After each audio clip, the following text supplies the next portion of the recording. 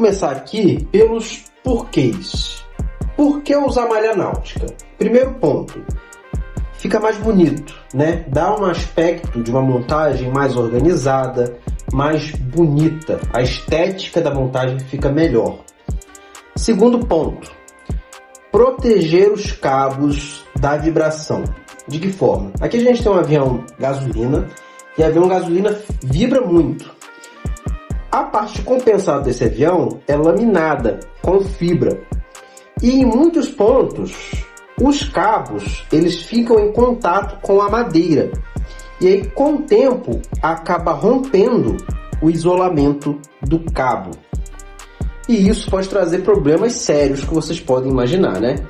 Então, principalmente nos pontos aqui em que o cabo faz curva pela madeira, é importante ter a malha para proteger da vibração.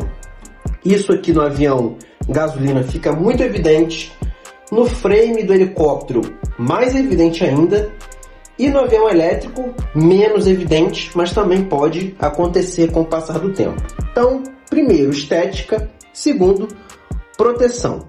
Materiais e ferramentas. Primeiro de tudo, a gente precisa dos nossos cabos. Essa extensão aqui é uma extensão que vem no kit do meu laser 60 polegadas da Pilot, que eu peguei lá na FAM Aeromodelismo com o Fábio Borges. Ele já vem com as extensões. Essa aqui é uma extensão de cauda. A gente precisa da malha. Eu uso a malha de 6 milímetros. Quando ela está retraída assim, ela tem 6, só que ela naturalmente expande.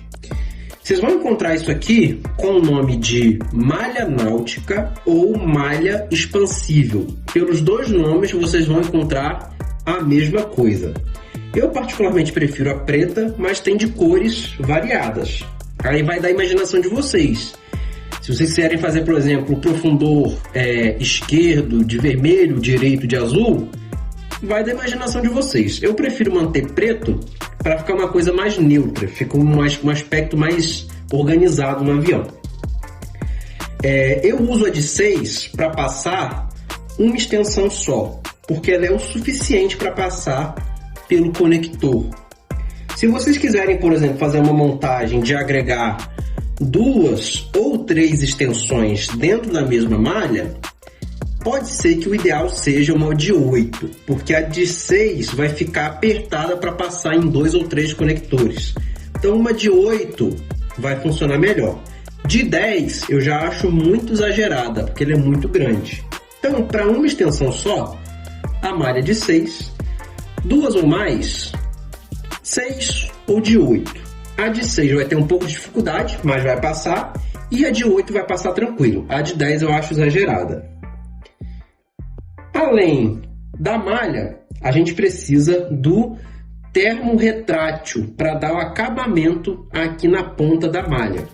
Eu uso termo de 15 milímetros, porque ele é o suficiente para passar aqui pela malha e pelos conectores. Maior que isso, não tem necessidade. Por mais que você use uma malha de 8 milímetros ao invés da de 6, o termo de 15 vai funcionar tranquilamente. Então, malha de 6 ou de 8, termo de 15. Ferramental é bem simples.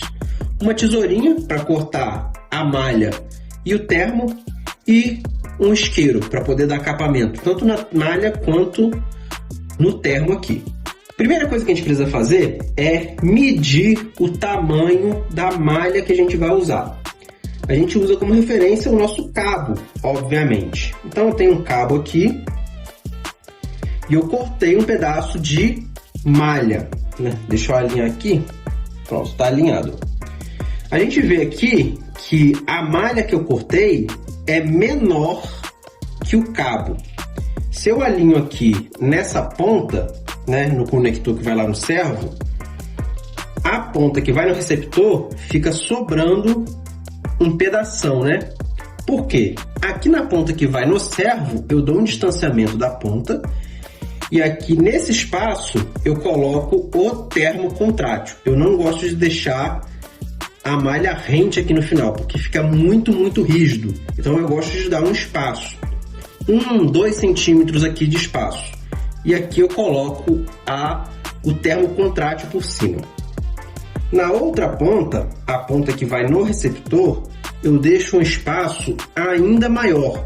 E aí eu coloco o termo contrátil até aqui mais ou menos, para ficar pelo menos uns 5 centímetros de cabo sem cobertura nenhuma. Por quê? Essa ponta aqui que vai lá no receptor não tem contato com madeira, então não precisa de proteção. E o principal, essa ponta a gente precisa de maleabilidade, porque a gente precisa organizar os nossos cabos lá nos conectores do receptor. Se isso aqui fica muito rígido, a gente não consegue essa maleabilidade para organizar os cabos.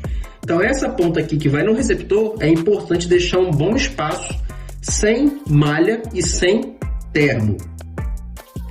Depois que a gente cortou no tamanho certo, a gente precisa pegar o nosso isqueiro e derreter as pontinhas aqui, ó. Um problema que o pessoal passa muito é o que? Vai abrir a malha e aí ela começa a desmanchar, né? Vai abrindo aqui, ela vai desfazendo a trama dela. E aí fica horrível depois.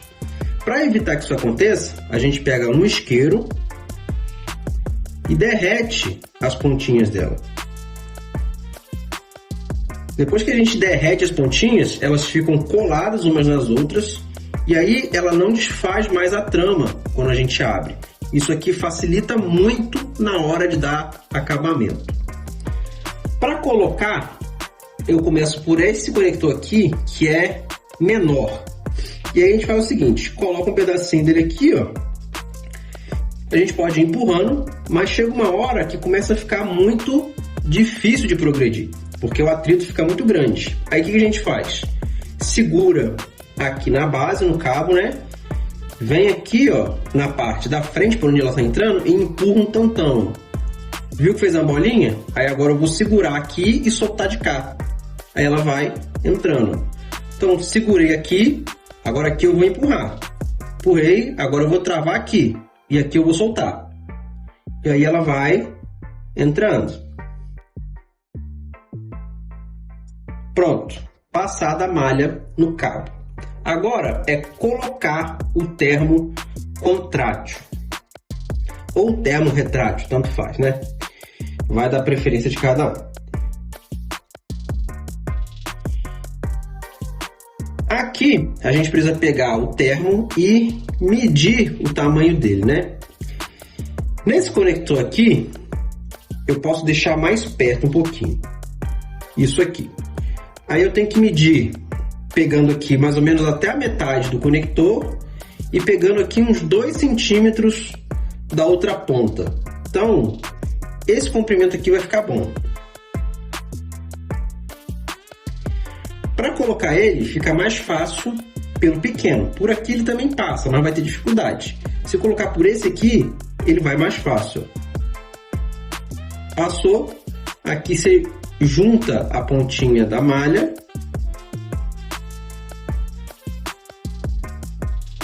Passou, puxa para o outro lado. Aí aqui, ó,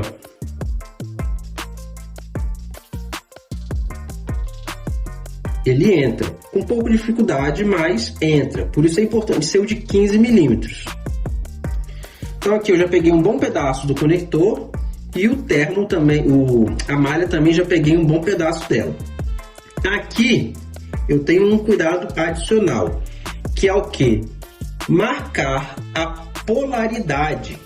Então, o negativo fica para cá, o positivo ele está no meio, né? Só que a gente pode indicar que ele fica pro lado de lá. Então a gente pode pegar, por exemplo, uma lâmina, vir aqui do lado dele e marcar um mais.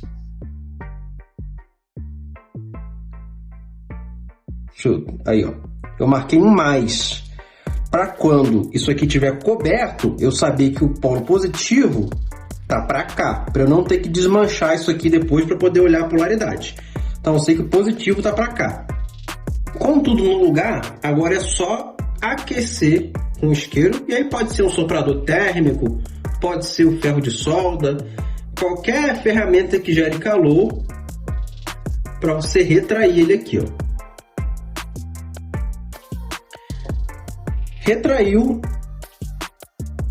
tá feito. Não precisa mais que isso. Aqui a gente tem um ponto de conexão da extensão que eu protegi com a extensão do servo, que eu ainda não cobri, né? Na verdade é outra extensão que eu estou usando como exemplo. E aí a extensão do servo, a gente repete o mesmo procedimento. Bota a malha, bota o termo e aí ele vai ficar protegido. Para evitar que esse conector solte, esse aqui tem uma travinha, então não teria tanta necessidade. Mas para evitar que ele solte e para dar um acabamento melhor, o que a gente pode fazer? A gente pode pegar um outro pedaço de termo e colocar aqui, ó, de modo que cubra o espaço total dos dois conectores. Então, dessa pontinha aqui até aqui, ó, mais ou menos, onde eu estou marcando com o meu dedo. Então, esse comprimento aqui pegaria os dois conectores. E aí, quando a gente passa por cima e aquece, ele trava os dois conectores aqui. Funciona literalmente como uma travinha de extensão. E fica no mesmo padrão de cor e material que a gente aplicou aqui. Então, não tem necessidade de usar aquelas travinhas de plástico. O próprio termo, a gente consegue travar ele aqui e dar o acabamento.